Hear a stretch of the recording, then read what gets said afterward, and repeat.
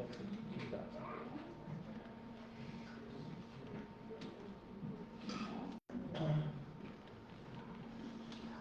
Great. Okay. My phone says it's only 6:59 rather than 7 o'clock before. No, 7 o'clock. Okay. So, welcome. This is the second Spring 2025 Puppet Arts Forum here at the Ballard Institute and Museum of Puppetry at the University of Connecticut in Stores.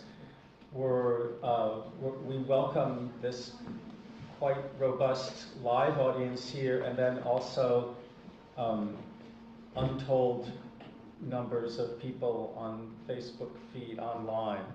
So we're really happy to present to you this evening Puppets and Masks and Star Wars with our guest, Professor Colette Searls from the University of Maryland, Baltimore campus. Before we get going in this very interesting presentation, discussion, analysis of an important cultural iconic presence, we wanted to say a few things like the exits are in back of you to your left and to your right. Don't go directly behind you. There's a door that goes into the bookstore, which is closed, and the alarms will go off, and we'll all get arrested or something like that. So the restrooms are that way, in the back to your left, and we hope that you had a little bit of a look at our current exhibition, American Puppet Theater Today, the photography of Richard Termine, which will be up through May. We wanted to mention that, we're joined tonight, or the person who's making all of this happen is our Manager of Operations and Collections, Emily Wicks, who's also doing the live feed and providing cookies and among other things. I think I baked them myself. I baked all those cookies myself. Okay. All right. Okay. And also Kush Patel out at the front desk, our museum assistant, and all of our esteemed guests. Welcome. Step right up. There's chairs here. We wanted to mention other events that are happening here this spring.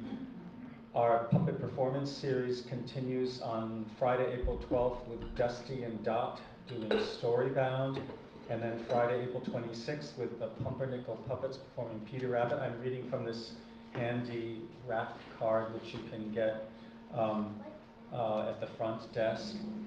Our Puppet Forum series will continue on Wednesday, April 2nd with Richard Termine, who's made all of these photographs that you see in our current exhibit, Puppetry and Photography. And then on Wednesday, April 23rd, there will be a special event, a performance. I realized I had written the title wrong. The performer, Jan Basant, is here, Sa Basant. And the title is not Erbin. Erbin is the author, but the title of the piece is... Together. Yeah. It's Together. Together? Yeah, it's a title of the book. Together? Yeah. The title's Together. Okay. So, Jan, who is our Fulbright scholar this semester, now the puppet art students arrive. Okay.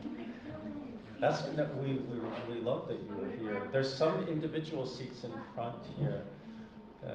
We can get more seats too. Yeah, we're Great. Okay. So Jan is going to perform a shadow puppet show based on a 19th century Czech folk story that's a little bit dark and gothic, if I'm not misunderstanding. That's going to be super awesome. It's going to be right here on Wednesday, April 23rd. There's a performance at 7 p.m. and it's free. Reservations required. We should check it out. You should check it out. Jan is a graphic artist, a graphic novel designer, a cartoonist, a stage designer, and a puppeteer, maker of giant puppets and all sorts of different puppets, and that's going to be super exciting. Wednesday, April 23rd, performance at 7, and then a discussion with Jan about puppetry and design after that. On Friday, April 11th, at 8 p.m. at the Harriet Jorgensen Theater, we will be hosting the Yukon Spring Puppet Slam, which will feature Yukon puppeteers and also talented puppeteers from the professional puppet world from New York City. And that's some of the things that are happening right here this semester. We wanted to mention Dr. Jungmin Song, our research associate at the Ballot Institute, who's sitting in the front row drinking tea or something, and family. Colette Searls is a professor of theater at the University of Maryland, Baltimore campus, where she's directed over 20 productions, including award-winning works of puppetry and material performance. So she directs actors and puppets, are very interesting. Both, sometimes at the same time, perhaps. Other directing credits include Noah Heidel's Vigils at Woolly Mammoth Theater Company, which received 4 Helen Hayes Awards. Nominations, that says it right there. Kendra's Bay at the inaugural Light City Baltimore International Arts Festival, Fixed Boundary at San Francisco's Exit Theater, and she's gotten support from the Jim Henson Foundation, Maryland State Arts Council, Puppeteers of America. Her book, A Galaxy of Things, loving the title, The Power of Puppets and Masks in Star Wars and Beyond, received the 2024 Nancy Staub Publications Award, and she's also the performance review editor for the relatively new online puppet journal, Puppetry International Research. So we're really happy that you're here. We wanted to mention that your book, A Galaxy of Things, is available for purchase in the back near the cookies, but a little bit distant from the cookies. And the author has expressed a willingness to autograph copies of the book. So after the forum, you can take advantage of that opportunity. So the way we wanted to approach this is to think about Star Wars. I wrote a review of Colette's book for Puppetry International, a different review, different journal. And maybe I'll just read from it because I'm not smart enough to think off the top of my head. I was thinking, when I first saw Star Wars, I think the first Star Wars movie, it came out, and we went to the theater and we drove there, and then, and I'd never seen anything like it before. And then I remember after it was over, I was driving the car, and I think I was inspired by all the machines, and I sort of went zooming out of the parking lot. Nobody was injured or anything like that, but it was this odd thing where like Star Wars was so amazing. You know, it's like, what? So, and then it's been a part of one's life ever since, either up close or distantly. So I was writing that Colette's book is, I said revelatory and game-changing through its analysis of the epic film universe of Star Wars, rather than avoiding the complications of understanding masks, puppets, suit characters, automata, stop motion, and digital animation central to this blockbuster series. Searls leaps into the complex fray of object performance methods used in the films, because there's so many films and other aspects to the work, with a deep understanding of how such techniques work, how they are related to each other, and how exactly such essential material performances produce meaning. And then waxing on, the global history of puppetry is deeply tied to the structure of epics. This is, I guess, a hobby horse of mine. The Ramayana, Journey to the West, the Bible, Zuni mythic calendar, and Star Wars is a contemporary extension of these traditions, equally dependent on material performance. And Colette, excuse me, I say Colette, She's the other author. the other author, Colette's critical apparatus, which she'll get into, I think, is the talk about three material character powers: distance, distillation, and duality, which she uses to analyze the nature of droids, robots, creatures, masked characters, digital figures, suit actors, actual puppets, and of course human actors as articulators of a mythic vision of human society's relation to the material world. Unlike older epics, which are undeniably tied to religious concepts and rituals, Star Wars is coy about its spiritual connections, centering on the enigmatic force as its mythical base. So that's I got a little inspired by your book, and but I think what strikes me about the Star Wars work and universe, and then the way you look at it, is the way this is a whole world. It contains so many different ideas and characters, and also thinking from a puppeteer's perspective, so many different types of puppet and mask and object theater. And I really appreciate that you're here to talk about that in a deep way, and I want to say in a revelatory way. So I will stop talking because you have many interesting things to say, and then we'll have a conversation with y'all and the folks watching online.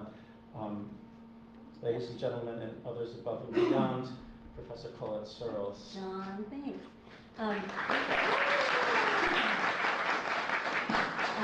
Thank you so much. So meaningful to be here. To me, this is the pilgrimage. This is the place where people who love puppets come. And so it's such a great privilege to be in your presence. Thank you for taking time to be here tonight. And of course, it's an honor to be here with John, who wrote about this in American Puppet Modernism, about how our biggest blockbuster films, the movies that we've all seen, the ones that kind of make the most money, frankly, are full of these characters, and that we don't often realize that it's the human actors we give the awards to and we pay attention to. But in fact, these concealed humans who wear masks, these puppets, these suit characters, these even the CGI in live action, these are tremendously influential, and they're not just influential in our culture, they also make great storytelling. And as I was writing the book, many of you may know that Star Wars is often talked about in the context of myths, and how Joseph Campbell his work was very influential to George Lucas and the hero's journey and so on. But I felt like, that's a little tired. I don't really want to talk about that in this book. I do mention it, but then I read your article in Puppetry International about, it was a themed issue about epics, and you wrote the introduction as the publication's historian. And I went, there it is, it's an epic, right, and that's going to be my approach. So thank you, John, for that, and thank you, Emily, for organizing this and for hosting me here. Thank you so much. So I'm going to jump right in. This is to why, I was going to talk a little bit about the book as an overall, but I think you gave a really nice introduction, and thank you for that. So instead, I'm going to just say, the scope of this book, for those of you, can I just see a raise of hands of who would call yourself a really big Star Wars fan? Okay, that's exciting. Okay, so I hope I don't disappoint anybody. Maybe I don't know. But so Star Wars is huge, right? When I started teaching about Star Wars at UMBC, I had a class full of students. I want to say it was maybe 2013 or 14, and they'd all seen all the films that were available at that time, which was 6, right? I'm about to teach it this fall, and the last time I taught it, which was about a year ago, many of my students who raised their hands and said they were fans, who took the class because they were fans, had never actually seen the original films. They'd no judgment, but they read the novels and watched the Clone Wars series and so on. And that's all great. My kids love the Clone Wars, that's their jam. But my scope for this book is live action, and there's plenty of it. So it's the original films from 1977 forward, the prequel films that George Lucas produced later, and then the sequel films, which came out between 2015 and 2019, and the 2 other films, Solo and Rogue One. And beyond that, I also included the early 2020 streaming series, The Mandalorian and The Book of Boba Fett. So that's the scope, so that just so you're aware. I get the animations are amazing, but that's doesn't really involve puppets and masks, so I don't really get into that. But since this is a puppetry crowd, I give book talks in different environments, but I was very excited to come here, where there are students of puppetry, serious scholars, and practitioners of puppetry. So I wanted to talk about my way into Star Wars a little bit through my own work as a puppetry artist. So I work with trash puppetry. That's my genre, right? I don't have any skills in marionettes or shadow puppetry. I don't know how to build or design. And thanks to Bart Rockabarton here, who I met at the O'Neill Puppetry Conference in, I think, the year 2000, I discovered that, oh my gosh, you can make these mock-up puppets with like paper and tape, and maybe you can actually do a whole show with them, and you don't have to actually make a real, like that's your puppet, right? And so I got really interested in packing tape. As you see here in the upper right-hand corner, that's a show that we created with people made of packing tape. And in the middle is my most recent piece, which I did with an animator who did projection mapping onto cardboard, recycled cardboard, and tubes from my dryer at home. So those are dryer tubes. Very interested in trash bags. I like things that are designed to be for a very particular, boring, non-artistic function, and then are meant to be thrown away. And that's what all these materials are. And then I have a puppet in the upper corner there that my actor, the actor working with me, built on stage in a show for the New York Fringe many years ago. So this is the world that I kind of live in as an artist. I really love repurposing, recycling, and looking at junk in a new way. So Star Wars actually is sort of also obsessed with garbage and recycling and repurposing, right? You have in the original films these Jawas, these hooded gnomes with like eyes made of light, who are going around picking up stuff from the desert and like scrap metal and like broken droids and like selling them at junkyard sales. And then in the sequel films, later you have the hero of the sequel films, Rey, who is a scavenger. That's her job. And she literally scavenges objects, polishes them up, and trades them for food. It's part of the economy of Star Wars. You see this in the new live actions as well. The scavenging, repurposing junk all the time. Then of course there's the symbolic garbage stuff, right? Like we got the trash compactor here. This is where the heroes, the trio that is the core humans of Star Wars, came together. This is where their relationship was born. And they literally threw themselves away to save themselves. And then you have the Millennium Falcon, which is always referred to as a piece of junk and floats away with the garbage in The Empire Strikes Back, right? So garbage is there, it's with us, it's a big part of the aesthetic of Star Wars. And I started finding myself calling it the thing aesthetic, the Star Wars thing aesthetic. And I actually, now that the book's been out for a little while, and I've been noticing the thing aesthetic elsewhere. In futurism, for example, and we were talking about this at dinner, and I might get into that later. But for now, we're sticking to Star Wars. I have 5 qualities that I see in this, what I call the Star Wars thing aesthetic, that I talk about in chapter 1 of the book. And those qualities are extra mundane, hybrid, recycled, archaeological, and playful. So the extra mundane is kind of the big one here. This is something a lot of Star Wars writers write about, which is that in the world building of Star Wars, it's an important established important part of what Lucas established, I mean to say, in the first Star Wars film, is that the extraordinary is pretty ordinary for them. That a golden human who isn't a human, is made of metal and can translate 6 million languages, is just boring to them. They're even in the background there a little bit. There's this droid, that does these amazing things that will blow our minds. But Luke is super bored. He's like, these are just chores. I want to go buy some power converters. I don't want to be here. So there's that ordinariness that gets us into that world, and also brings up a tension between what we find extraordinary, what we think of as futuristic, and in this world is just the past, and it's not that interesting. And then we have these creatures that are hybrid.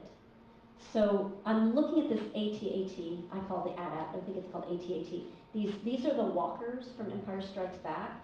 They're weapons of mass destruction. They're like 7 stories high. A person is about up to halfway up its foot. They're enormous.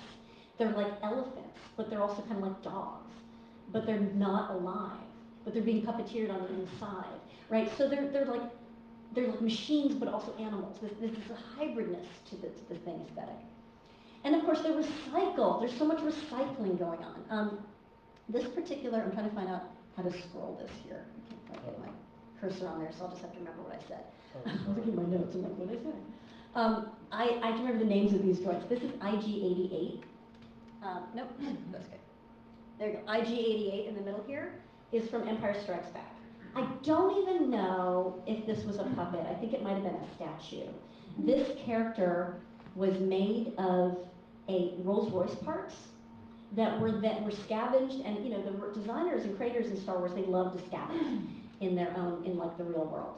And they took these Rolls-Royce parts and they used them in the set for the Cantina bar in Mos Eisley in the first film. And then later for Empire Strikes Back, in dismantling that set, they saved some things and they made this statue thing, which became the stand-in bounty hunter droid that was, you know, among the other bounty hunters for about 5 seconds of Empire Strikes Back. So then, fast forward to 2020 or 2019, end of 19, is The Mandalorian, the live-action streaming series on Disney Plus. Came up with a new droid that recycled this whole look of IG-88 and became IG-11. So then the aesthetic is then recycled as well. So there's something about the Star Wars characters that have that, I think one critic called it an umbilical cord that sort of attaches the fantasy to us. I don't know what that is, but I've seen it before. It seems like something I would find behind my refrigerator kind of feeling. And then it's archaeological. It's a long time ago, far, far away. The sense of history permeates Star Wars. And yet it's also, and we're interested in that history. It's indicating history through scars and dents and scratches. What adventures created those scars and dents and scratches in this, what Lucas called the used universe. The stuff looks used. It looks like it's been battle-worn. You know, here we have Rey. She's actually living inside the foot of an AT-AT here. Right? So that character that you see on the bottom left is now dead. It's now an archaeological ruin in 30 years later in the sequel films, and the characters made a home of it. And then finally, it's playful, right? And I think, you know, John, you wrote, you know, puppetry is inextricably linked to this need to play with things that we all share. And I think that there's something about the stuff in Star Wars that inspires play. And it makes us want to buy. I want to buy a miniature version of that, and I want to play with it on my best friend's floor in 1978 all the way to now. And of course, it made these things a grown-up job because we have model makers working for Lucasfilm, playing with these toys and playing with things and inventing. So those are the qualities of the thing aesthetic, to me, that it is what kind of holds Star Wars together when it comes to non-human objects. So what inspired me to end up not writing an article or just talking about this, but going ahead and writing a book, is I was noticing in 2015, I was kind of excited about the new sequel films, and I thought y'all were, but I was super excited. And I saw the trailers, and I started seeing articles come out, and there was an article in Vanity Fair by Lev Grossman that talked about how puppets and yak hair was being brought back, literally, like, I think it said something like, J.J. Abrams brings Star Wars back with puppets, scribbles, and yak hair. And I thought, oh my gosh, the puppets are back. They're going back to the real. And you started seeing them in the trailers. And I thought something is going on here. They're returning to something that says something about the art of puppetry. And I want to look into that. And I started thinking about how, you know, John was saying, you know, that you're saying how the book pulls together all these different types of material performance, right? You've got suit characters, masks, digital puppetry, performance capture, and big rubber puppets. They are very different from each other. These are not, I don't mean to suggest that those are not discrete types of puppetry. And those of you who are puppetry students getting degrees in this know how important those distinctions can be, both practically and aesthetically, theoretically.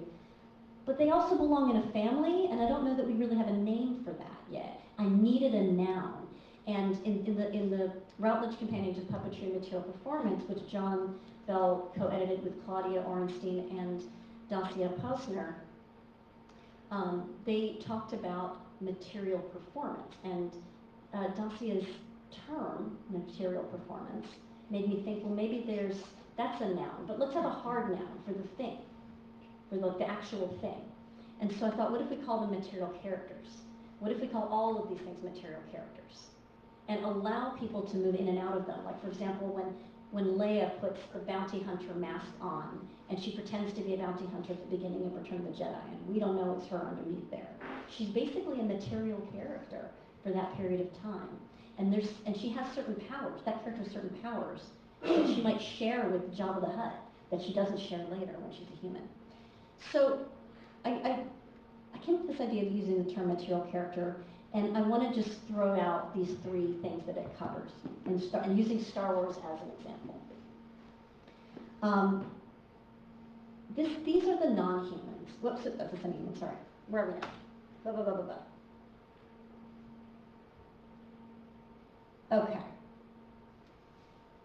These are the Non-human? That's it, thank you. Sorry, I'm having a hard time here because I can't see that. I'm so Going tired. back and forth. It's all right, y'all have patience.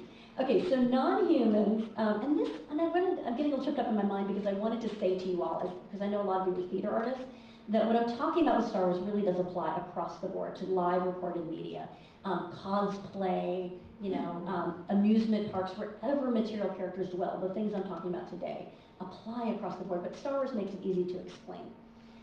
So non-humans are the most common type. Puppets, mostly, but also CGI characters, stop motion, etc. And then we have the semi-humans.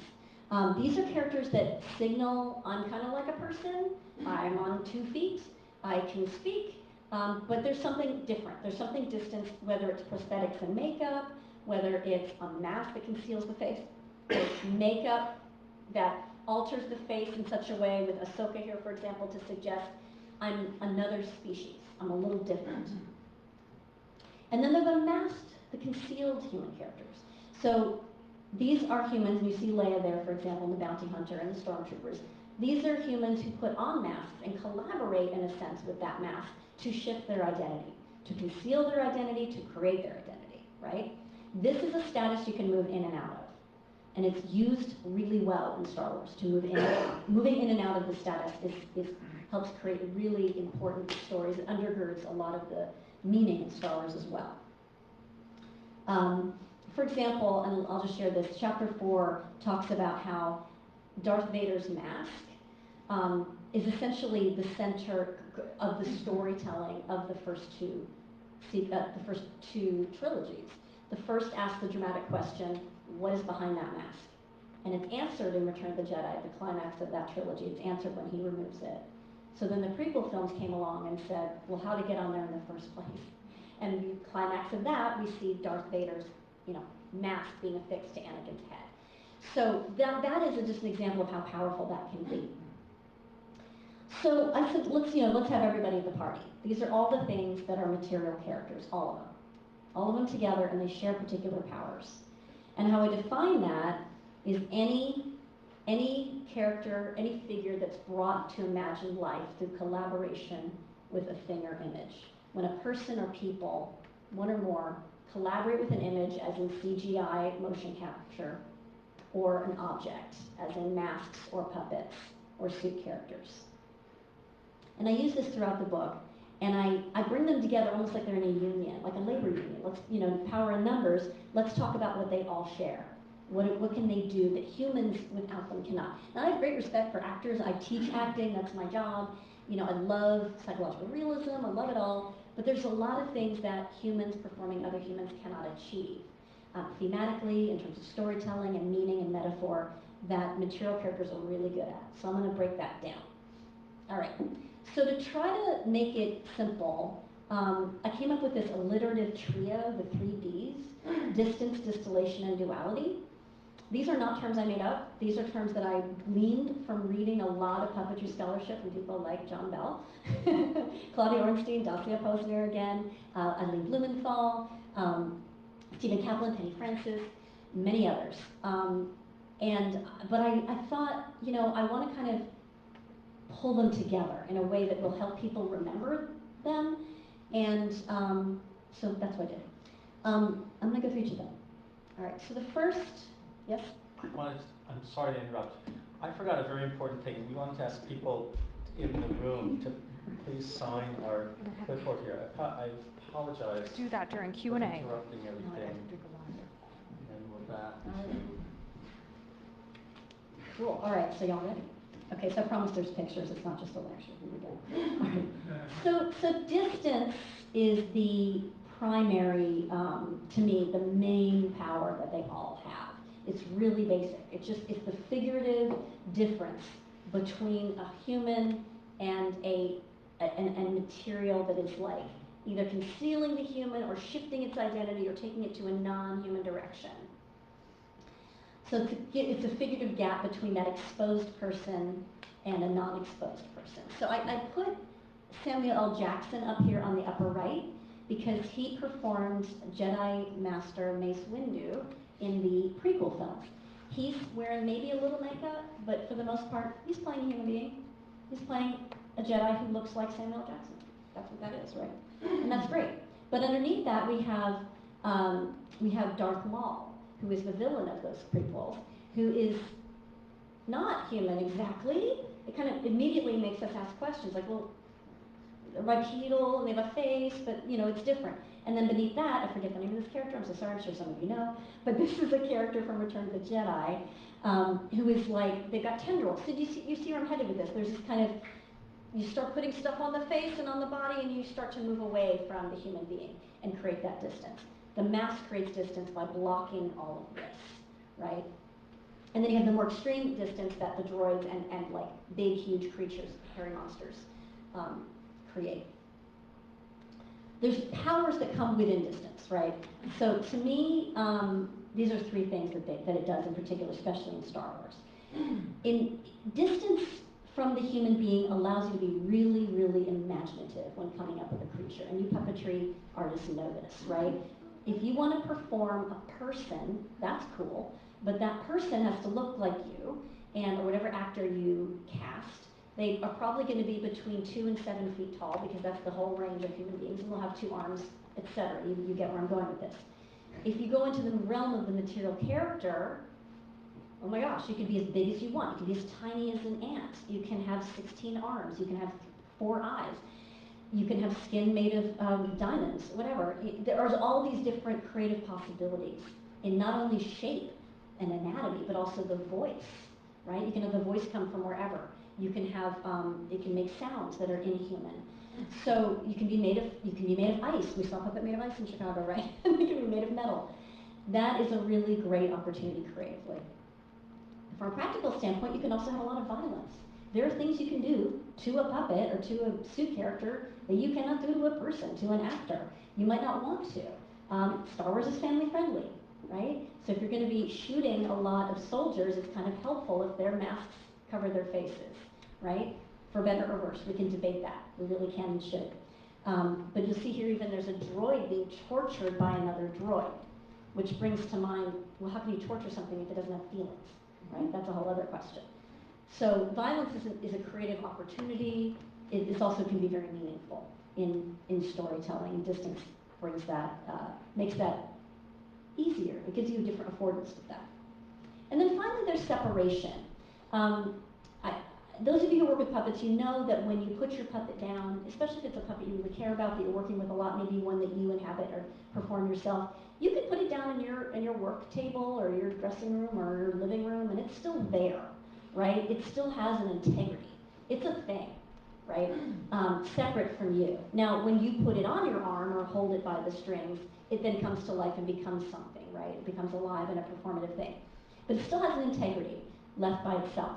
When Meryl Streep performs Julia Child, she might wear a lot of makeup and a wig or something, but she can't put that away in the dressing room. It's part of her body. It's integrated. So that's a really big difference between the non-material character and the not material character. In Star Wars, the mask is used, the separation of that mask, especially for Darth Vader and even Kylo Ren later in the sequel films. That's a really important power, that ability to take Darth Vader's mask off of Darth Vader and have Anakin Skywalker die, but the mask live forward as this relic, this burned, ugly relic, that then Darth Vader's grandson comes to worship. It's really powerful storytelling there. So the second power, or superpower I should say, because there's sub-powers underneath them, is distillation. That's the performing really concentrated ideas. Puppets are designed to convey certain specific ideas and characteristics. Human beings are not. Right now, of course, we all carry identities in our face. We embody identity, that might be gender, it might be certainly age, but we're not designed, we're sort of born, right? We can design ourselves as much as we want, but there's limits to that. A puppet, a material character, is designed for a particular purpose from the beginning. So you can't help but move it towards something that's rather concentrated. Yoda is a character who is meant to be old and wise. And so he carries a lot of the caricature of that, right? You think of wrinkles, right? Age brings wrinkles. It brings crow's feet and, puffy eyes. Well, look at those. He's like one giant, he doesn't have wrinkles, kind of is a wrinkle, right? You know what I mean? And it's like his hands are not like just long old nails, they're claws. And he's not just stooped with old age, he's like 2 feet tall. So it's all very exaggerated. You can look at him and get that sense before he even moves. So it concentrates that idea of age.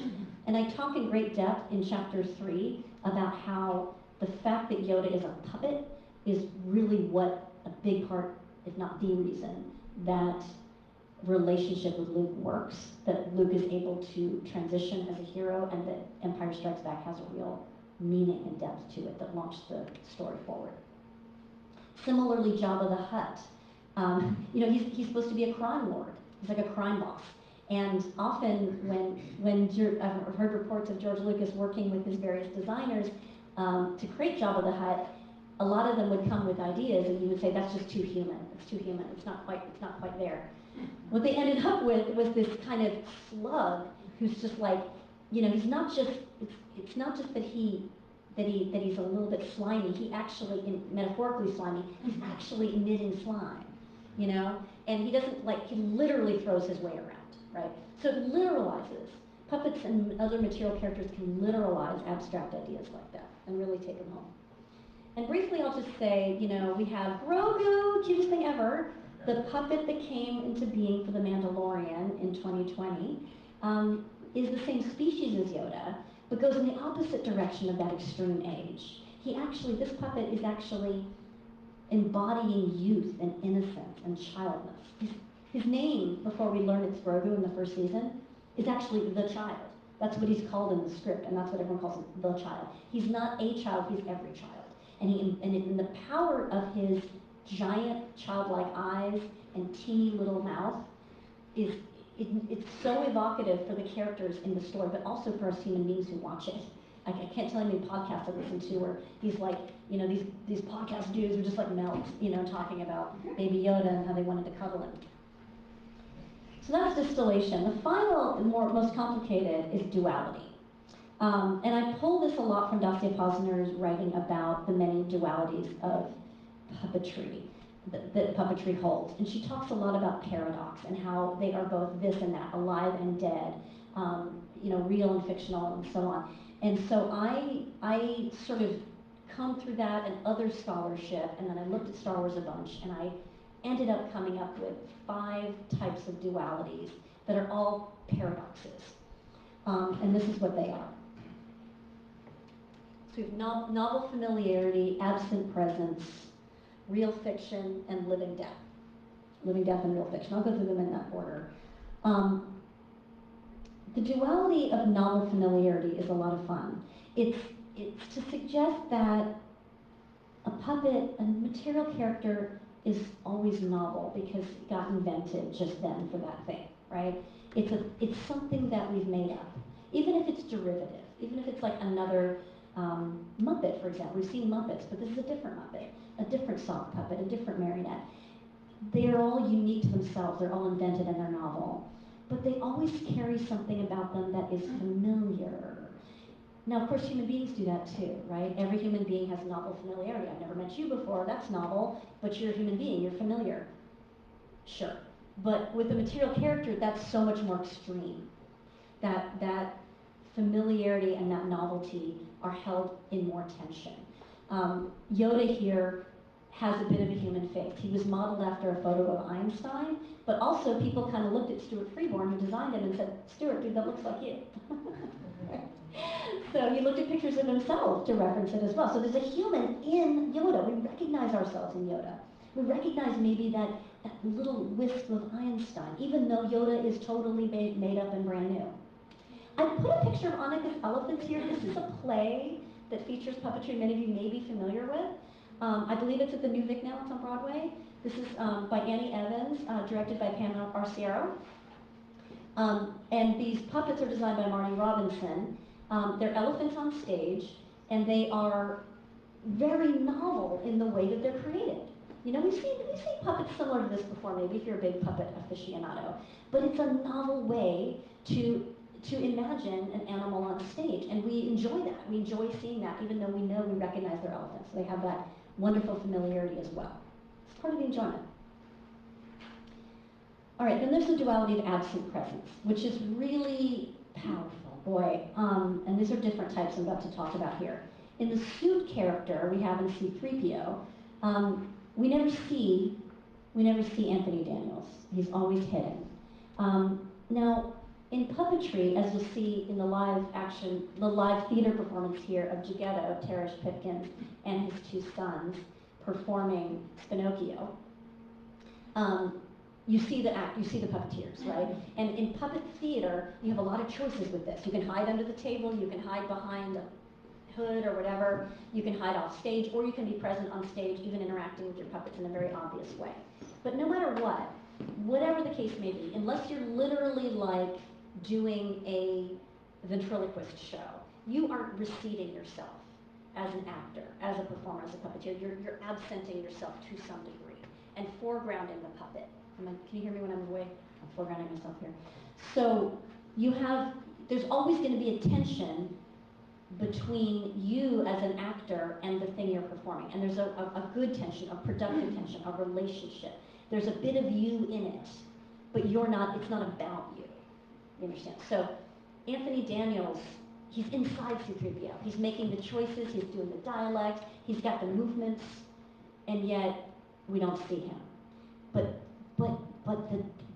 if you ever see Anthony Daniels in an interview, you see C-3PO there, right? It's really a big part of his soul is in that character. And of course, Frank Oz. There is no Yoda without Frank Oz. Frank Oz actually came up with that backward speak that he did. Frank Oz was an expert puppeteer who brought with him, and I'll be honest with you, look at Yoda and see it, elements of Miss Piggy were there, the fierceness, the goofiness of Grover is there, the sort of rigidity of Bert is there, and that is a huge part of what makes Yoda work, and yet, of course, Frank Oz had to be hidden for this puppet to work. And as I said, with Terence Pipkins, a puppeteer from a very, very successful and important contemporary puppetry artist based in Durham, North Carolina, Terence Pipkins, also known as Gigetto, performs on stage. And if you know, and you find out at the end of the show if you didn't, these are his sons performing with him.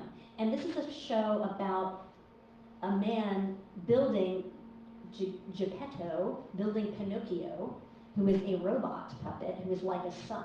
So there's all this meaning in the fact that he's kind of building a son, and yet he's also puppeteering with his sons. So there's a lot of potential for meaning in the duality of absent presence. And then there's a duality of limitlessness, which is a mouthful. We're often taught and expect to think that puppets allow us to do virtually anything. And I've said this, that distance opens up all kinds of creative opportunities, right? But it's really not true. We can't do anything. Now, those of you that work with puppets know the puppet's going to negotiate with you.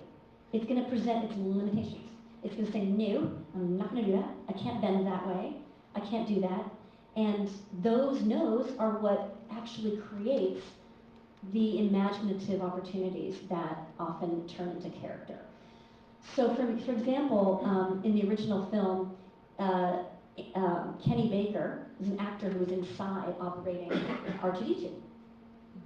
That was a very limited puppet. It didn't do so well on rocky terrain, and it didn't move very well. So Kenny Baker actually had to come up with whatever he could do to give it any expression at all. And one of the things he could do was make the puppet rock back and forth. And that then became R2-D2's iconic upset signal, right? So that was invented out of limitation. And also I think it evokes empathy in the viewer to watch this robot struggling on rough terrain. It makes it seem human. So limited limitlessness is something that if you don't pay attention to it as an artist, especially if you're working with what may feel like a limitlessness technology like CGI, you can go kind of overboard and not really pay attention to the limitations it holds. So you'll see in the book, and I know a lot of you are aware of this already, that the limitlessness of CGI in the prequels was a problem. You know, it was just, it wiped away a lot of creative opportunity.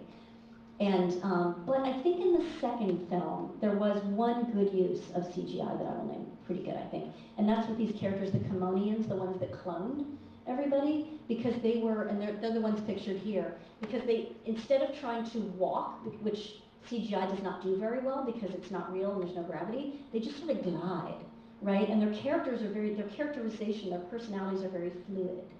And you know, they point like this instead of like this. And that is, to me, a way of working with the style of CGI. And also, when you get into performance capture, and I wrote a chapter about this in the Routledge Companion for Puppetry and Material Performance, I wrote about how performance capture allows the human puppeteer, the actor, to really collaborate with images in a way that's very active. So the evil Snoke here in the sequel films is performed by Andy Serkis, who's an expert in digital performance, who has, you know, dots on his face and is able to really know that the image is there, know what Snoke looks like, and get really psychological, but with a material character. So that allows for an extreme close-up and real human interaction, even though it's a material character. So again, that's to me a way of working with the technology, understanding the limits of the limitlessness of material character performance. Finally, we have, not quite finally, two more left? Yep. Living Death, or two more, okay. Living Death, right? So they're not zombies, I'm not saying that, but there's something about the way that a puppet or material character is dealing with non-organic material. You know, you have this, and here I'm referring to C-3PO. They're both material characters in this picture here. But C-3PO is pretty distanced from the human being. He's not even an animal. He's not supposed to be alive, right? So he can be pulled apart, and is. In Empire Strikes Back, he gets blown into pieces. Chewbacca, his buddy, goes and finds him and puts him back, tries to put him back together. He like assembles him in this like box and carries C-3PO around. And C-3PO is pretty much dead, right? He's totally dead. And yet, he's not. He has the potential to be reanimated, like any puppet, like Big Bird sitting in the dressing room. We know he's not dead, he's just hanging out. He's gonna come back. He just needs to be fixed, right? So there's that transcendence of life and death that these puppets have the opportunity to do, these material characters. And in this scene, it's more comic, and but in other work, it can be extremely meaningful, this idea of life and death, toggling between the two. And then finally, we have real fiction. So, is there an R2-D2? Is there such thing as R2-D2? And the question is, of course, no, right?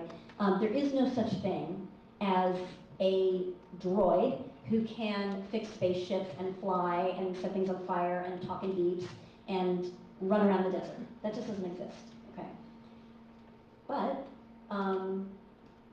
if you go to a cosplay convention, I'll give them into like Comic-Con or DragonCon, I've met several R2-D2s, right? And they look exactly like that. And they act and sound exactly like that. They're puppets being operated by model makers, right? And by roboticists. So I can have a relationship with that thing. It's real, I can touch it, right? So it's both fictional and real. It can leave the screen and come into my life, right?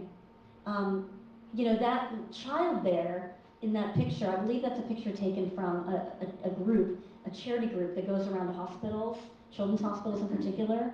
They dress up in like super realistic, usually stormtrooper uniforms, but also bounty hunters and Boba Fett and so But they dress up like Star Wars characters, and they give these kids a real experience. Because what do they know the difference? Of course it's a stormtrooper. Why isn't it? It looks exactly like it just walked off the screen from Star Wars. So there's something really truthful about that. You know, Mark Hamill can kind of like dress up as Luke Skywalker, but he's aging and he doesn't have the costume. It's not the same thing with a human. So that's a really special part of the duality offered by the material character. So the next part of this presentation, which we can take an intermission for if you want, I can pause and question, is about the negative side, like the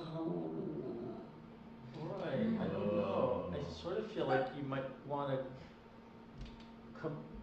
present and then we would have a spirited discussion, I'm Okay. thinking. Sounds good. How am I doing for time? Well, I mean, I was like another 15, 20 Okay, minutes. great. Let's go. Let's do it. Okay, so you know what I'm talking about here, right, y'all? That's what I thought was on the screen. Yeah. So they do bad things. Like power can be used for good and power can be used for evil. So, Jar Jar Binks,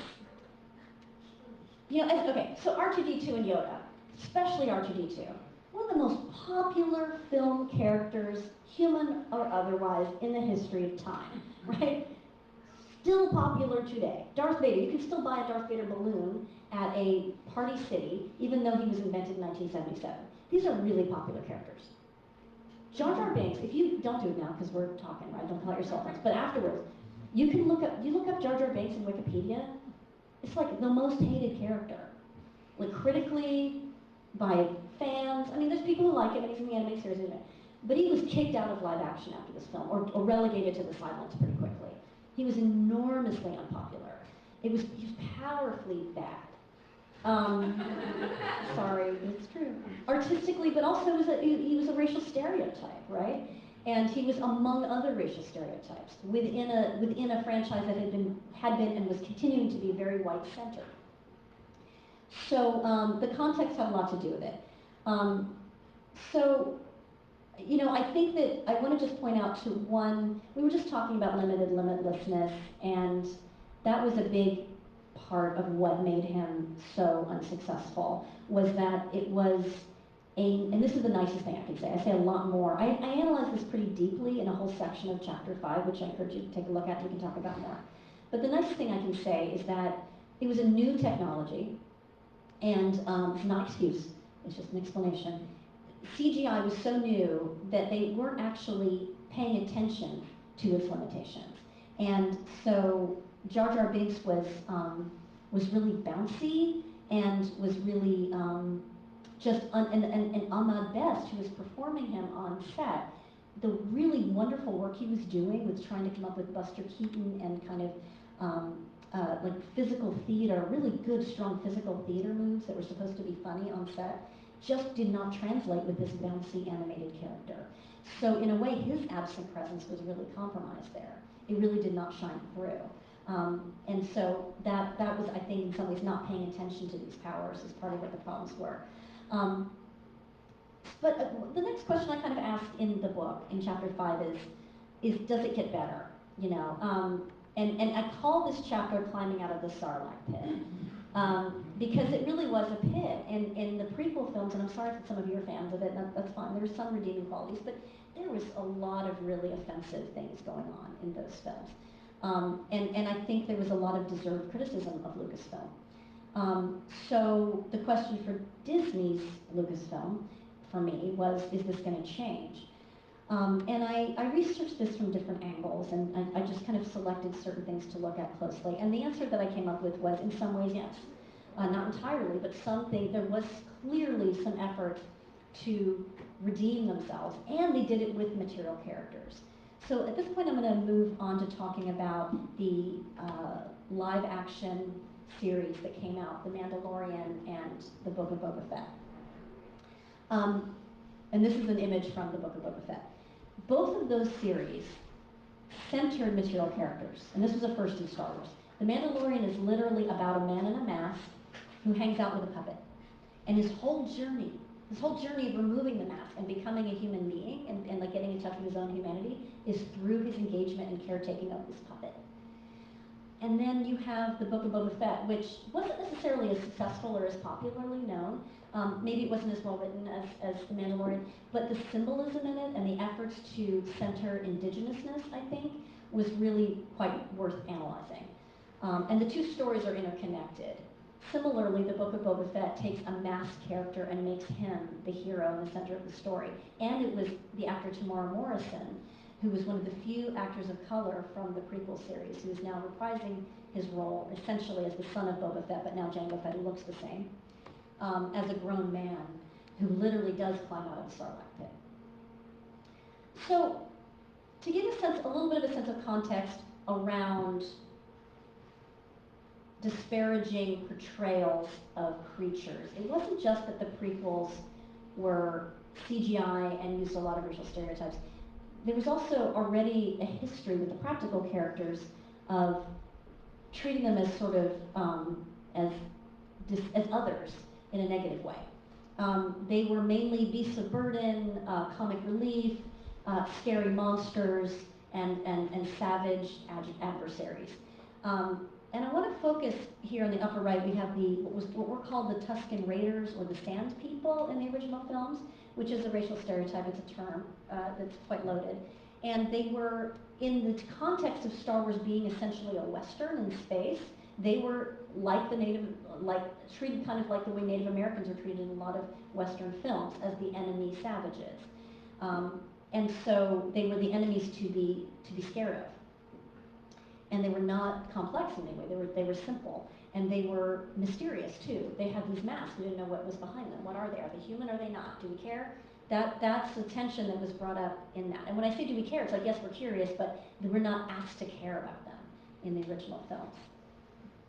In the Book of Boba Fett, you can see an immediate costume change here. They were introduced as a very complex society of people, and we were brought into their company carefully through the perspective of Boba Fett, whose mask has been taken. He's now naked without his mask, right? And interestingly, Tamara Morrison is actually, he's Maori, he's from New Zealand, and he's himself indigenous. And he is engaging with them first as a captive, but then when they get to know each other, he starts to offer mutual aid with them to help them fight a common enemy. They gradually and carefully, through an exchange of language and skill, gradually become allies. But that trust takes time. Meanwhile, we learn about the story of these indigenous people and what they have suffered from with the colonizers who have come to Tatooine and tried to take and successfully taken their resources, such as water, and they're now trying to pass through their lands, and that's the problem they're facing together. So this really shifted an old trope in Star Wars, and a lot of Native American fans were really excited about this. And I read a lot about that, and I read a lot of sort of personal testimonials about that. Also, at the same time, and sorry, spoiler alert, it came out years ago, so I'm going to say that, sorry, but they all get killed in the end. There's a sort of a genocide of this particular group. And so there was anger about that too. So I'm not saying it's all perfect. And in fact, I think you have to be very skeptical when you see a franchise like Star Wars attempt redemption, attempt to reverse past harms, because there's always that reversal that then can often come later. And I did see that in my research into droids, which will be the final thing I'll talk about here, I think. And this is kind of where my research is moving now. In the original film, the droids are presented as enslaved beings, as enslaved non-humans who act human. They have feelings, they have agency, they have emotions, they have relationships, and they have importance.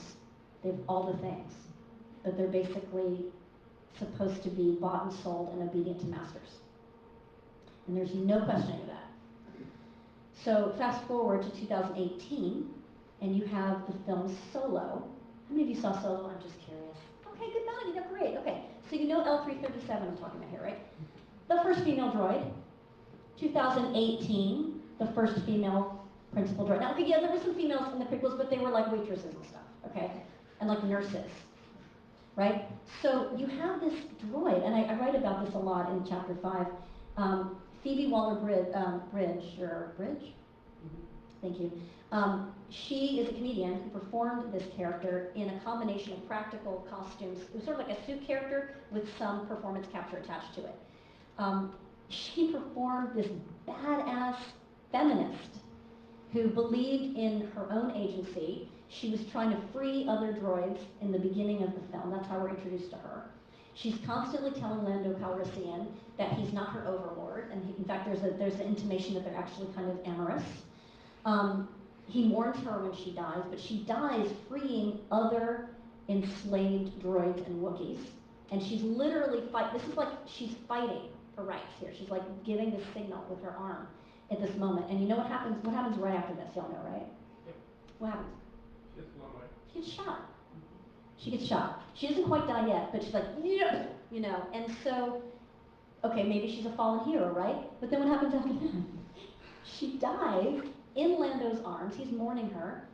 And what they do next, they rip her heart out, which is a navigation system like a GPS. I'm serious.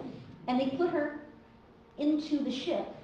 And then the ship, the Millennium Falcon, becomes this like really great navigating tool, right? That is gonna like escape in the whatever how many parsecs or whatever it's gonna do.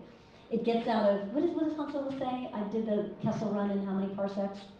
That's the scene where he achieves that, right? But he achieves it because the Han Solo achieves this because he and his buddy Lando ripped out this character's heart and put it into the ship forever, and now she is helping them forever. She has no voice, she has no, everything that she was is gone now, including her body, right? And there's no reflection on this, right? She's now, and the rest of the story we know is these two dudes trading her back and forth, right? It's incredible. So, like I said, be skeptical when you see change. I think that's as far as I'm going. I mean, I have a lot more to say, but I think that's No, end scene. sure, thank you. All right. Thank you.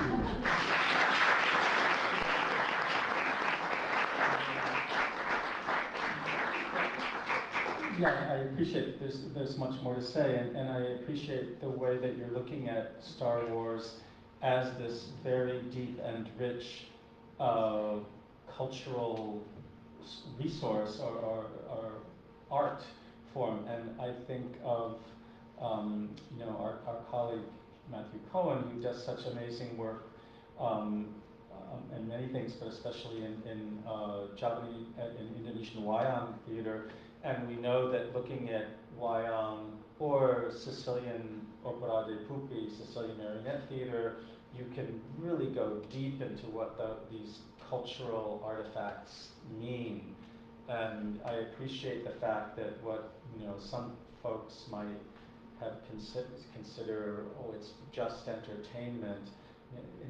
I like the way that you're finding actually there's many different things going on here, feminism or racism or the nature of being an identity. So I appreciate your approach to the richness of this work. I think we wanted to have questions from the audience here, and from online too. My colleague Emily Wicks take the microphone. And if people have questions, you can raise your hand or comments. Hi. Hey. I was wondering if you did any research into the puppetry in the Disney parks, because in the Star Wars area, there's it's just everywhere, and I feel like that's a different kind of thing that you're talking about, because it's meant to be real, it's meant to make you believe that you're on another planet. So, wondering if you did any research into that. Not a whole lot. It wasn't a big focus, but I did spend some time at Dragon Con, seeing some real puppets out there in the world in a cosplay convention environment.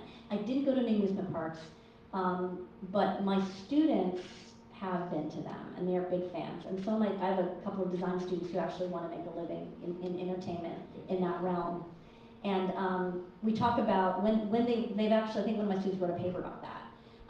Maybe it was it was a Disneyland or, I can't remember, Universal somewhere, where, isn't that like a Star Wars park in LA? Like a Star Wars park that's just devoted to that? I think one of my students wrote a paper about that, right? And used some of the terminology from this, but I think in particular the duality of real fiction. That there's something about being able to bring the fiction into reality that Star Wars really pushed. And we see it everywhere now. We see it in Marvel, certainly Disney princesses, etc. But there's something about the tangibility and the power of Star Wars material characters that makes that really exciting. Yeah, yeah. So, but no, go look into it. It's really, yeah. You got Leia bones. For sure, yeah.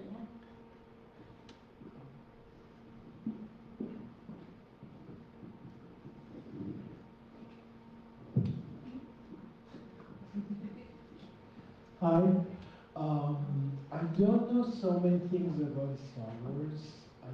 I just got to know them when Luke just starred at the Muppet Show as a guest star. So there's something that I found on YouTube. I'm not sure if it was a remake or a sequel, that they replaced Yoda for as a CGI character for a certain amount of time. So I was curious if there's any specific reason behind it. Did the company learn their lesson?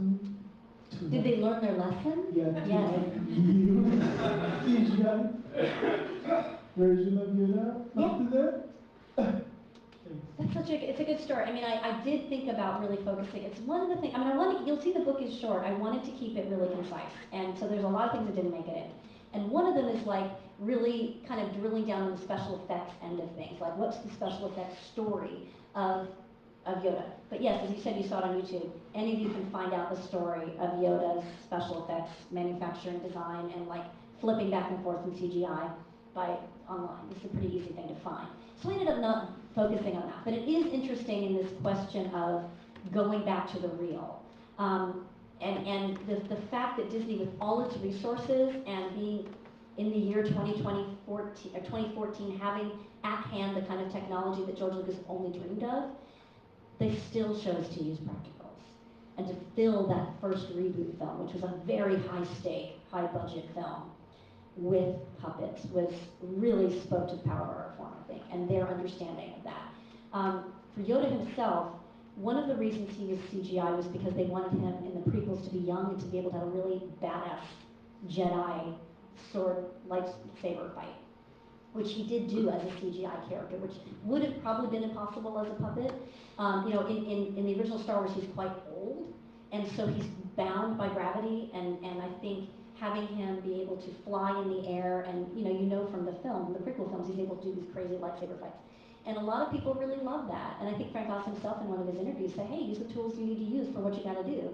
I have no problem with you doing CGI Yoda at all. But when he was brought back for the sequel films in The Last Jedi, the middle of the sequel films, he comes back as a Force ghost to talk to a now aging Luke Skywalker and to talk some sense into this young man for continuing to be the stupid idiot he was back in Dagobah, right? And you should look this up. There's a clip of backstage clip, somebody filmed it and put it on YouTube, of Mark Hamill, at that middle-aged Mark Hamill now, walking on set to where the Yoda puppet was being set up for that scene, and now a more aged Frank Oz was like tinkering around with the monitor and the gadgets and all this, and the two of them came together in a big hug, and it was tearful, and you could feel, the connection between those two men, and the connection between Mark Hamill and that puppet, and the work they did together is part of the magic. So I would say, yeah, they learned a lesson, yeah, sure. The most recent Yoda is a puppet. Yeah. There's the mic delay, it's fine. Big question, this might take a moment. It's very clearly established that that early science fiction had a great effect on reality, like the space program. In Star Wars, the clones, for example, it's very clear that they were programmed from a central source, that they all powered down at one point, that they were sort of just carrying out their programming. Whereas later, like in Rogue One, clearly autonomous, clearly thinking for themselves, clearly they had humor, they had all sorts of human attributes that they sort of, they were spontaneous, they kind of developed on the fly. So, using that analogy, can you see, apart from Star Wars, a role for artificial intelligence in the actual manipulation, if you will, of puppets in puppetry? Yeah, you said clones, but I think you meant droids. Do you mean droids? The droids. Yeah. Sure. Oh my gosh, I'm so glad you asked this. I'm actually going to Japan in a few months to talk about what I write in chapter 5 about service, droids and service, and how we only, even in fiction, it's so fun. And I wrote about this, you should look at it. I write about how, the source of the word robot, it comes from theater. It comes from, a playwright whose brother, Czech playwright. a Czech playwright whose brother came up, and they were both revolutionaries, and his brother, who ended up dying in a concentration camp, came up with the word robot, and then he used it in a play about servants who were like artificial servants who were being oppressed. And so from the very origins of the notion of an artificial person in the West, not that, and there were artificial people in cultures and traditions all over the world for millennia, right? But this is specific to European colonization and industrial revolution and capitalism. Is this idea of free labor and artificial labor being a solution for how can we have free labor that is ethical because they're not alive, right? And I think that we're modeling in fiction characters like C-3PO, who is the perfect happy servant. Oh, I live to serve, and is there for us at all times and even a little fun and entertaining. And then you have R2-D2, who's basically an appliance with a personality. And he acts like a pet, right? He's like, go fetch things, and you're so cute, and you're entertaining, and you're sweet, and you're so loyal. And you live to serve me and save me, like Lassie. Remember that movie or TV show? So that, I'm very concerned that in our fiction is how we have drawn the idea of the artificial human. Because artificial humans only exist in fiction. They only exist in fiction. And even if you go see like a Tesla bot that serves you drinks at one of these stupid conventions or whatever, there's still a person operating it. They call it human assisted. It's a freaking puppeteer. You know what I'm saying? So a challenge, my guess here, and I think it's a good guess, and I hope I'm right, is that when we see a robot in real life that's interesting, it's usually because somebody's operating it. I have had friends that have bought like physical Alexas and stuff, and they're cute for about 10 minutes, and then they're just going to do the same things over and over again. They're always limited. We even had like a toy R2-D2 at home for a while that my kids got for Christmas, and it was like, you could program it to do really fun things, and it was really cool. And then it was boring because it can't invent, it can't think, it can't grow. So I am hoping that that's going to be a line that sticks, that we're probably, maybe will not be, that robots will never be alive, and therefore will never be that interesting and won't take over the world. That will kill us all. One thing I will say about artificial intelligence that was not imagined so much in robots that scares me is that, well, maybe it was in a sense. I mean, yeah, no, it was actually. Because we see it in Janet in A Good Place, and we see it in C-3PO to an extent. This idea that the thing is, the robot is actually not just giving us information, it's also collecting information. So if you were to buy a Tesla bot or something, I mean, their face is a camera. Because it wants to recognize, like, oh, hello, John. It wants to recognize you so that it can serve you. I don't want a camera looking at me. I don't even like a camera in a restaurant. Like cameras scare me. So there's something about it surveilling you that I think is terrifying. So that, yeah. I don't know if I answered your question, but that's where my head's going. Yeah, a recent If example. I could follow, Yeah. what about a theater performance? Right, so, okay, there are robot theaters, and the really, really interesting ones are in Japan. That's one of the reasons I'm going. But those, again, they're puppets. You know? I mean, they're basically puppets that are robots. Yeah. They're not robots. They're puppets that are robots. So are they going to work in theater? Great, yeah, they are right now. But once they do things by themselves without someone doing a remote control, it's just a toaster with eyes, right?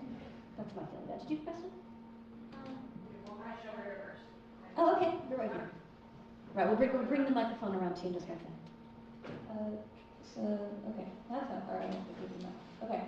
So, I was wondering because there's such a connection with the audience, specifically with, I'm forgetting your phrase even though you said it, material characters, that there's a connection with material characters. I was wondering what you thought about those feelings transferring over in, like starting with those characters, but transferring over into different mediums, such as like cartoons and like books, where those characters aren't either real physical things or just puppeted in maybe a different way, puppeted being quoted. It's a great question because really, you know, Yoda's clocked a lot more time as an animated character than he ever has as a puppet, you know, through the Clone Wars series and so on. So I think there's still a difference because, you know, you still have like animated Anakin and animated Padme, and then you have animated Yoda. They're in the same world aesthetically, but in the story, they're still the human and non-human. And the masks are still used in interesting ways for the clone troopers in the Clone Wars in particular. It's really about that. So it's still there because they're playing at it, you know, in terms of the human and non-human and semi-human, and it's still there to that degree. Artistically, though, there's not, in my mind, as much opportunity for tension in storytelling because there's more ontological difference and more reflection on the actor you're seeing in Mark Hamill versus the puppet you're seeing on set that you know Frank Oz is in there, if you're thinking about it. And you hear, you know, you're used to seeing Miss Piggy and the guest on the Muppets, and you're used to seeing Grover or Kermit with the kid on Sesame Street. It reflects that realness that you know you're watching something that really happened versus an artist rendering of something. So the power of the human versus the non and the concealed is still used in the storytelling. And I don't mean to say better or worse, it's just different. And I think that the characters that they create first in the films, their personalities carry on. I don't know, because I'm not an expert in the animated series or I've never really read the novels, whether or not the new characters that are created there are as interesting. According to my children, they totally are. So who am I to say, right? Yeah. Yeah. Hi. Hey. I want to go back to your, hey, Colette, how are you? Go back to your comment about L337, which is, it's interesting. Maybe they were trying to tie back the fact that Han Solo refers to the Falcon as she'll hold together. Mm-hmm. And maybe they were just trying to tie that back to the fact that she's now the navigator. But anyway. So I just want to speak to this idea of like indigeneity and the fact that the success of the most recent sort of live action films have predominantly rested on the casting of 3 Latino actors. As a matter of fact, I have like a cover magazine. I don't remember if it was on like Entertainment Weekly, but it had Rosario Dawson, who is of African, Taino, and Puerto Rican descent, and of course Pedro Pascal was Chilean, and Diego Luna, who affectionately grew up thinking that Arturito's name was actually Arturito, which means little Arturo. So there's a more complex sort of, maybe this is a way to start moving forward, is that maybe it's not just limited to the Book of Boba Fett, but that these actors are bringing a type of indigeneity because we, of course, those of us who are of Latin American descent, are a product of the indigenous and Spanish and many other cultures. So I think I just wanted to kind of throw that at you as you start to maybe think about it. And I really appreciate you saying that. I had not thought of that connection in particular to indigeneity via Diego Luna and Pedro Pascal and Rosario Dawson. You know, but I did talk in the book about how they started censoring actors of color from the beginning. So the very first, by the beginning, I mean the beginning of the streaming series. You know, I think they put their, so I did talk about that, and I talked about that, and it was part of like their redemptive efforts, and women as well. And I think Rosario Dawson, you know, her taking on this originally animated character, by the way. Ahsoka is a great example of an animated character that was coded as a person of color, and who was really centered in the animations and was a breakout star of the animations, and then was taken up by an actor in the live action and taken further as a mature adult. I do talk about that, but I didn't take it to where you're talking about, and I thank you for that, because I think there's somewhere to go with that. Because I think there's something, if you look at indigenous futurism, the art movement, there is so much Star Wars in that and so much in common with this thing aesthetic that I'm really interested in looking at. I want to talk about more tonight, but I hadn't really, I'm beginning that research right now. So thanks, Stella, appreciate that. Me and my dad and my brother, we watched a movie series a couple months ago. It was called Skeleton Crew. Did you do any work with like kids for live action? Oh my gosh, I'm so glad you brought that up. I think we were talking about it at lunch today, that Skeleton Crew, yeah. And you had seen it and I have not. It is the one live action Star Wars, I am sorry, that I actually haven't seen. I mean, it came out years after I finished the book, so there wasn't the opportunity. But I did notice, and I watched it with my daughter, and she and I both had the same assessment, which was that it seems to be written for kids in a way that Andor and Mandalorian and Boba Fett were not. They're kids safe, they're kid friendly, but they aren't really aimed at the perspective of a child. And so I'm curious, can I ask you a question? Do you like it? A lot? What do you think? Did you watch the other ones? Did she get to watch the end? This is the first Star Wars live action TV you've seen, and you like it? Yeah. That's pretty cool. See, that says something to me, right? Did your brother like it too? Yeah. Okay, all right, that tells me something right there. I think Star Wars is lovely in that it's expansive enough that it can have a whole movie or whole series aimed at a particular audience. That's pretty great. Yeah, thank you. I was thinking, I'm an animator, and I was thinking about one of the problems with maybe associating with the characters that are animated, like Jar Jar Binks at the beginning, versus Snoke, which is really controlled by Andy Serkis, that there's a team of people working on that animation, and you lose the character. It's not one person animating it, so that you no longer have a way to associate it with that person. The characters become generic. And I've watched a lot of Clone Wars. I'm a big Star Wars fan, and I just don't feel that connection with the characters. A few might do, but because it's not one person controlling one puppet, it's a whole team. Maybe that's more of a statement than a question. Is your question to do with, is the success of a puppet or a material character in some ways attributable to the team as opposed to an individual, or yes, the way when that a team works on a character versus one individual, you lose something. It just makes the character more generic. Maybe in animation? Have a personality, yes. Possibly, yeah. I think that And Jar you Jar. have to do that in animation at this point. Okay, got it. Yeah.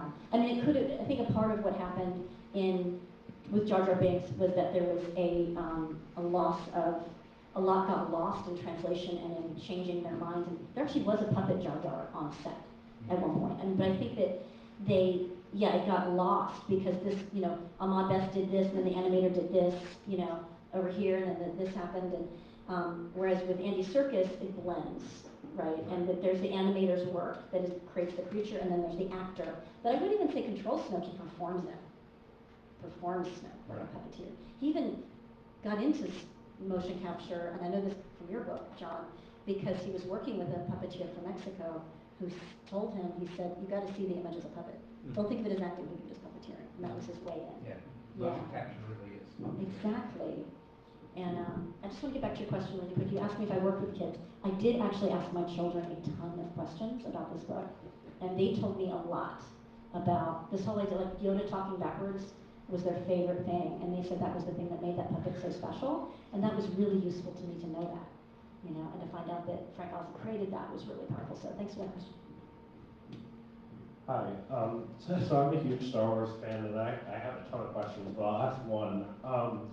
Like, one of my favorite things that they've done recently is Andor. I think it's like an amazing series. But one thing I did notice about it is that it notably uses a lot less in terms of like the puppet characters and non-human characters. And I know it's kind of billed as a more serious drama. So my question is, do you think that it's because there's a stigma attached to puppetry that it's like less serious than you know, performances from actors, and like how do you think that could be changed, I guess? Oh, that's a great question. And I didn't research Andor. I watched it while I was finishing this book. I think it was when it was at the editing stage. I was watching it, but it was too late to get it in. Andor, I think, is probably the finest in terms of the writing and directing. And I'm actually rewatching the season 1 right now. I'm just blown away by how good it is. Yes, it has like a really low ratio, a really low population of material characters for sure, and probably the lowest in Star Wars I've ever seen. And I did notice that. But I don't know if it has to do with the stigma of puppetry at all. I'm not sure it even has a stigma anymore, given how much Dave Filoni and the other current leaders of the creative teams at Lucasfilm, what happened with Grogu, Baby Yoda, was so, I mean, it made the series. I think any puppet prejudice is probably gone. But I think that, so I don't know what the reason was for them making that choice. Maybe it's more psychological realism. I don't know. But I will say that when Andor does have a material character, it's pretty butt-kicking. I mean, B, is that his name? Yeah. That droid is really well rendered. And I can go on and on about why. But it's so few scenes. But it is a very strong character. And it uses all these powers really beautifully in the few scenes that it's in. So, Claudia Ornstein, who's a puppetry scholar and a friend who I really admire and has helped me, she read drafts of the book and helped a lot. She said to me once, Colette, do you think maybe some of the success of the use of material characters in Star Wars has to do with balance? That if you use too many or too few, you throw off the balance. There might be something to that. Return of the Jedi was like packed with puppets, and they got some criticism for that, and maybe they overdid it, maybe, I don't know. The Ewoks really kind of pushed me a bit for a lot of reasons, but one of them is just the volume of bookending it with so many in such a way that it almost seemed at times frivolous rather than purposeful. And Andor is a bit too lean, perhaps. So maybe there's something to that. Yeah. Hi. Thanks so much for this. This is just Thank you. really great. So I have a lot of questions, but I think all of them come down to this idea of authenticity and how we as viewers perceive things as being authentic. And it ties a little bit to this idea of indigeneity and the fact that the redemption arc that Disney was trying to do with Black actors and Asian actors, who then eventually got doxxed and just completely annihilated by audiences. But then we have this surgence of Hispanic actors with these more authentic storylines, right, that come out, and we don't have this backlash. So I don't know if that's related to that, you know, the type of storyline that we see. But then to me, something that's really interesting, I'm a music theorist, so my thing is sound.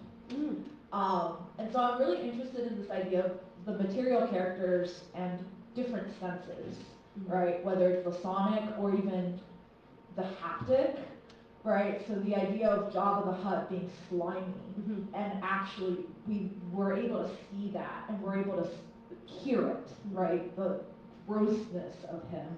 so much that we can actually feel it. So I'm wondering if you can talk more about that. Well, I'm taking notes because you're giving me cool ideas. The tangible sound is a big part of Star Wars. And I think that part of what's made the series work is that the creators involved were just very imaginative and very analog. They loved stuff. They would like, Brett Burr, who was the sound designer for Star Wars and I think he won an Oscar for it, you know, he would do all kinds of experiments with dryer lint and like the sounds of wires off a telephone pole and things like that. And he was banging on things all the time and then combining them. So, you know, there's a tangibility to the sound in Star Wars. It's like, I don't know what that is, but there's a novel familiarity to that too. And I think that, you know, they wouldn't exist without sound. They wouldn't, you know, R2-D2 wouldn't make sense if he spoke, you know, and the translation of his beeps via C-3PO are part of what connects them and makes us interested in their relationship. Same thing with Chewbacca, who's making sounds that are a combination of like a whale and a walrus and a bear or something. You know, and then we see Hans rolling his eyes when Chewie says something, then we have to have that semiotic engagement with it. So sound is tremendously important, and you know, we can't even get started about John Williams' score and the music and the epic feel of that and how it draws us in. But to address what you said earlier, you're talking about the redemption arc that was attempted. I do, for those of you that are curious, I do talk about John Boyega as the first Black Stormtrooper. What happened to him, both his character, and I do actually talk a little bit about his own reaction as an actor to what happened to him, as well as I have a section called "The Absent Presence of Asian Characters," because you know when I was at Dragon Con in the middle of writing this, someone came up. I was speaking about the book when I was finishing it, and I had an audience like this of Star Wars fans, and they were waiting in line to ask questions, and one of them came up to me and said, "Can you talk about the Asian influences, particularly from Japan, you know, in Star Wars and the prequels?"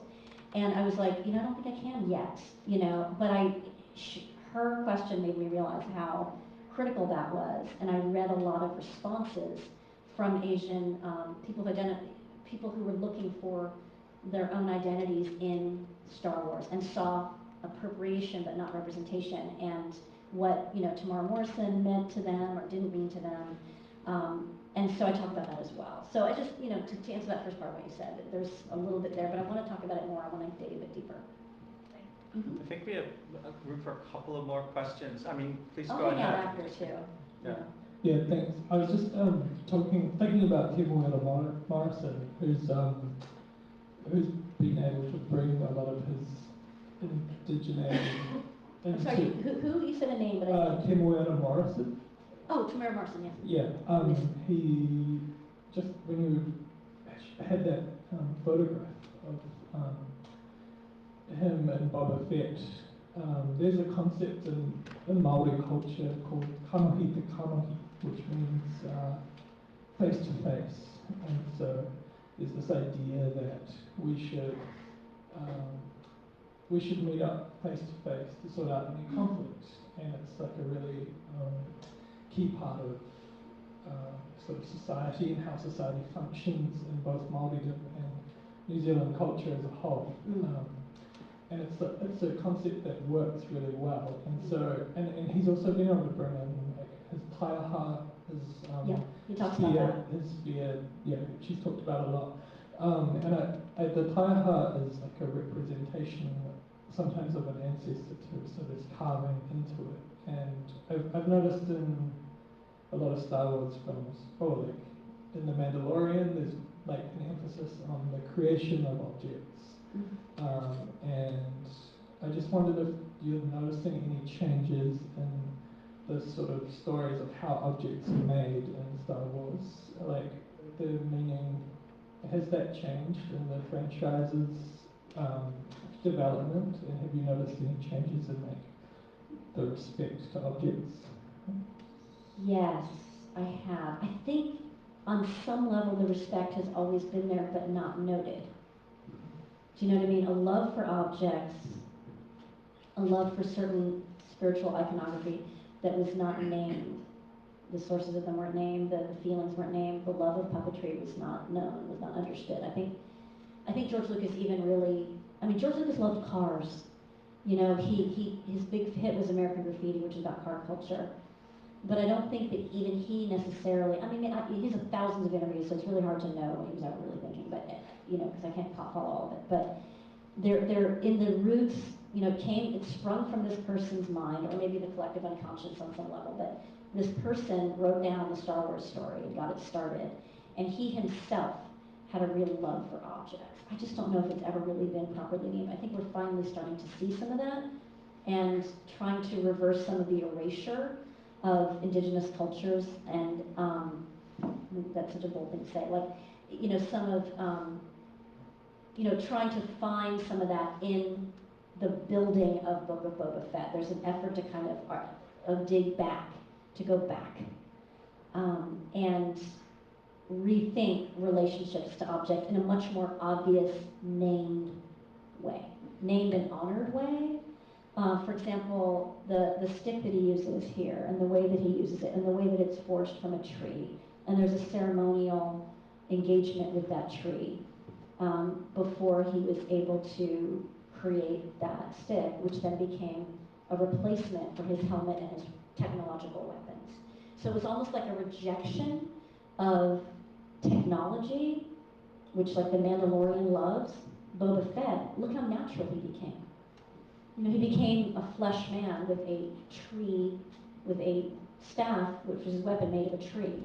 And his body became his way of engaging face to face with others, with his allies and his enemies, as opposed to these distancing weapons.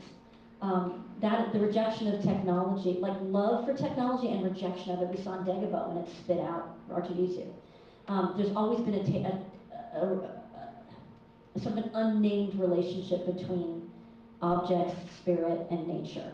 I think we're just getting a little better at naming it, and the new creators at times are getting better at going to the source, as opposed to just taking and stealing. Am I making sense? Yeah. Okay, it's a really interesting conversation. Thanks for bringing that up. I'll talk more. Hi. Hey. I really appreciated your breakdown of what puppetry can do. It was really clear and comprehensive. I was interested particularly in you highlighting violence within the distance, because I feel like distance allows us to do basically anything antisocial with puppetry easier. Yeah, sure. And it can also be used. I mean, I see the dehumanization of indigenous people as abuse of that distance, and I'm curious, bringing up violence in particular, whether that's because it's most relevant within Star Wars, or because you think that puppetry has a particular ability to do that above those other elements.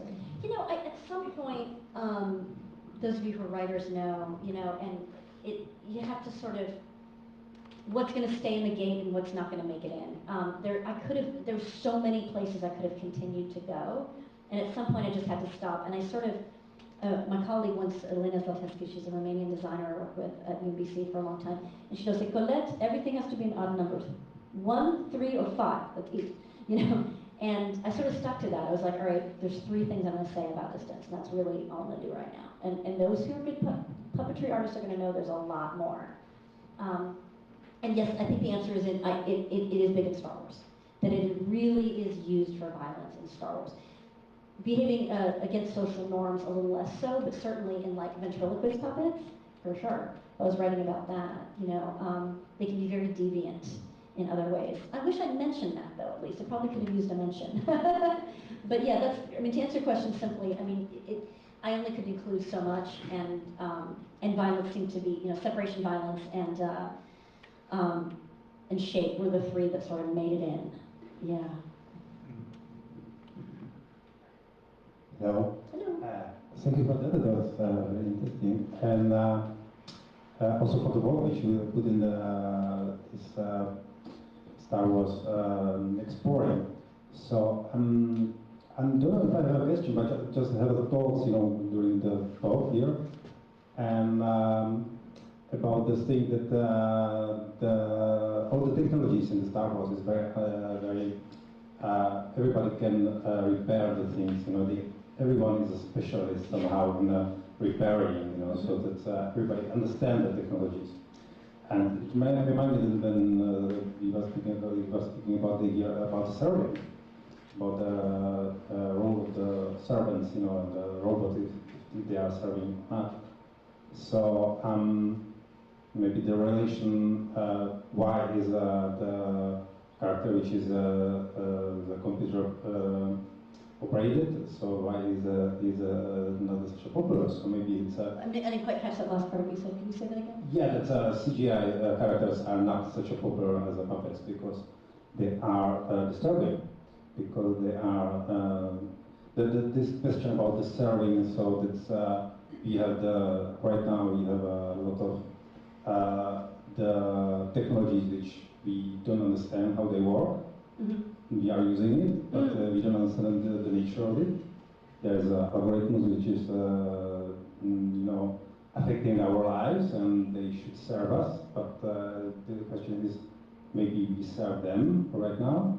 And so I was thinking maybe if this is the moment when it's because it's very beautiful about Star Wars that there is many different life species which is acting as a human, so they are Many different technologies, you said? no different life species. Life species. Yeah, so it's and they are all of them. They are very human. They are anthropomorphic.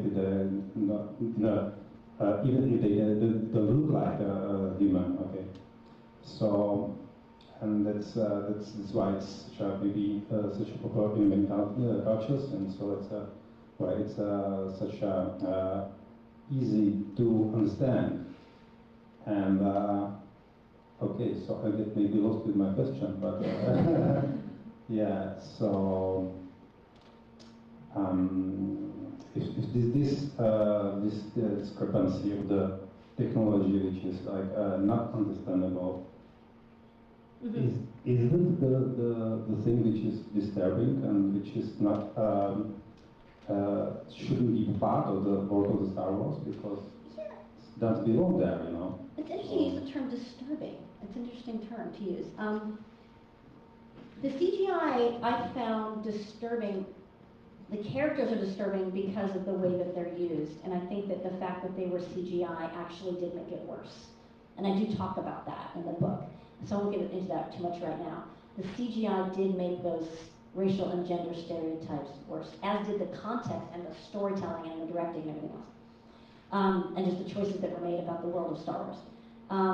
I think you said something about CGI when it's not performance capture, when it's just an animation that is referencing a person or nothing at all, like Watto or Jar Jar Binks. We don't know watching it how that's made, and we as an audience are like, oh, that's cool magic, yes. But we know it's made by a computer. Well, we actually do know how it's made. It's made by a computer, right? So we're not that excited about it. Whereas we see Yoda or Jabba the Hutt, and we're like, okay, I think I know how they're doing that, but I'm not sure. Well, maybe I can do it. Ooh, I want to figure that out. And the engineer in us is intrigued. And you mentioned that, I think what you said early on there was that Star Wars is full of characters who know how to fix things, who are specialists, who are like, full of amazing technical know-how, which is really true. We see this in Andor in particular. And so there's a certain innate respect for objects and being able to tinker and fix things and know how they work. So maybe the CGI doesn't belong in a way because it removes us from that. I don't know how to make a computer make that. It's just too distanced, it's too far. But maybe I can figure out how to make a droid do that because I know mechanics, maybe. I don't know. Do we have to wrap up? I think so. This has been a really exciting discussion. I'm sure it could go on. I appreciate the way this discussion has covered so many different aspects of Star Wars technology and also issues of indigeneity and race and ethnicity and the richness of it is just really interesting. And someone mentioned the stigma of puppetry and I think us puppeteers and cultures where puppetry has been a very strong part of the cultural makeup of a particular society know that we can go very deep into the nature of puppets and their meaning. And it's interesting to me that the Star Wars world that so many of us are interested in also allows for that same possibility of going in very deep and covering many different aspects, and always thinking about, as your work shows, the materiality of these characters, which is so much the same as the world of puppetry. So thank you very much. Yay. There's still copies of the book to be sold and autographed.